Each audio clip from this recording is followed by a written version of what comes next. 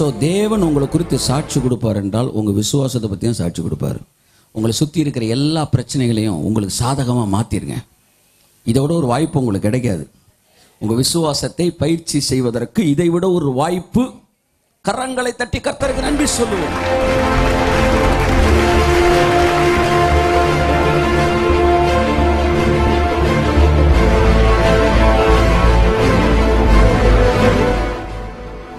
நல்ல காரியங்கள், பெரிய விஷயங்களை பார்ப்பதற்கு உங்களுக்கு வாய்ப்பு கிடைக்கும் என்றால் அதை பயன்படுத்திக் கொள்ளுங்கள். காரணம், உங்க மனசுல ஏதோ ஒன்று சொல்லிக் கொடுக்கிறாரு.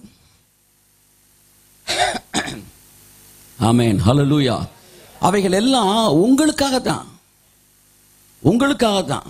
நம்ம இப்போ ஒரு சீரியல் செட் வாங்க ஒரு கடைக்கு போனா அங்க பாத்தீங்கன்னா அந்த ஃபால் சீலிங் எப்படி போடலாம், அந்த டெக்ஸ்சர் பெயிண்ட் எப்படி அடிக்கலாம், எல்லாமே மாடல் இருக்கு. இது எங்கேயாச்சும் நம்ம சர்ச்சில் பார்த்துருக்கோமா? நாங்கள் பார்க்கவே முடியல.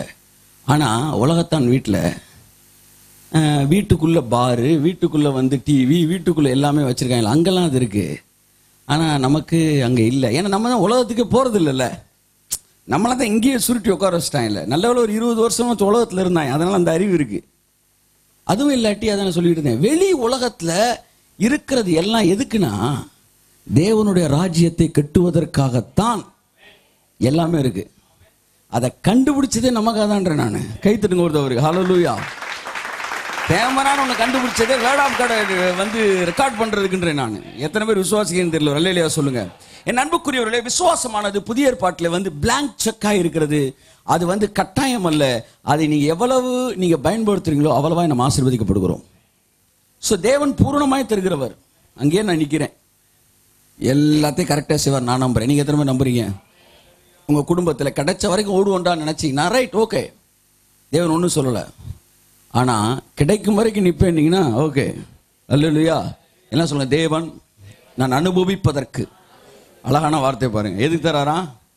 அனுபவிப்பதற்கு. திரும்ப சொல்லுங்க, திரும்ப சொல்லுங்க, திரும்ப சொல்லுங்க. நாம் அனுபவிப்பதற்கு சகலவித நன்மைகளையும் சம்பூர்ணமாய் தருகிற தேவன், சம்பூர்ணமாய் தருகிற தேவன், சம்பூர்ணமாய் தருகிற தேவன், சம்பூர்ணமாய் தருகிற தேவன். கரங்களை தட்டி கர்த்தருக்கு நன்றி சொல்லுவோம். என் மனது அந்த வசனத்தோடு இணைந்து இருக்கட்டும் ஆண்டவரே. ஆண்டவரே, உண்மை குறித்த பார்வை எனக்கு அப்படி இருக்கட்டும் ஆண்டவரே. when faith grows, எப்பொழுது விசுவாசம் வளர்கிறது என்கிற ஒரு சிறிய விஷயத்தை நாங்கள் பேசணும். போன வாரம் சண்டே பார்த்தோம்.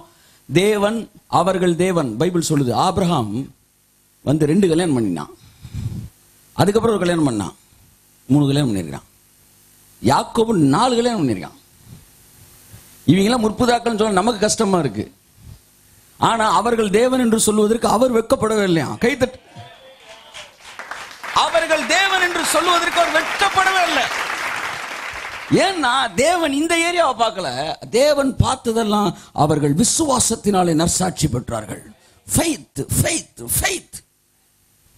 எவ்வளவு நல்லவனாய் ஒருத்தர் நான் உங்கள்கிட்ட கேட்குறேங்க. நீங்கள் ஒரு பெரிய ஃபேக்ட்ரி, நீ ஒரு கம்பெனி வச்சுருக்கீங்க. உங்கள் கம்பெனி பக்கத்தில் ஒருத்தர் நல்லா படித்தவன் ஹை டிகிரி படித்தவன் இருக்கான். ஆனால் உங்கள்கிட்ட வேலை பார்த்துக்கிட்டு இருக்கும்போது இன்னொரு பக்கம் வேலையை தேடிக்கிட்டு இருக்கான்.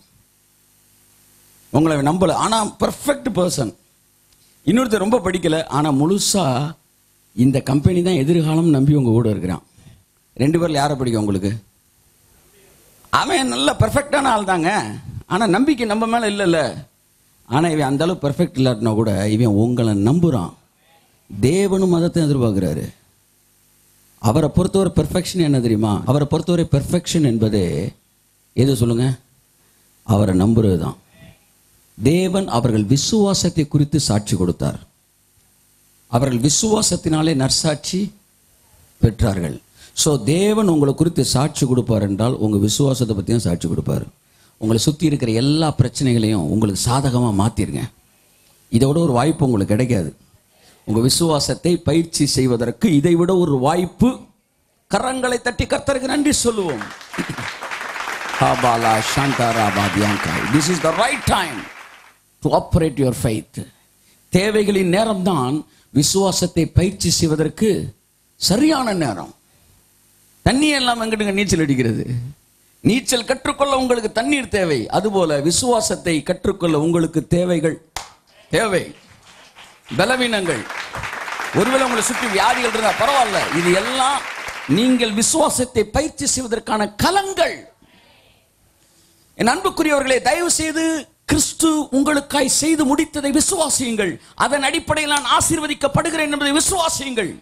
உங்கள் விசுவாசமே உலகத்தை ஜெயிக்கிற.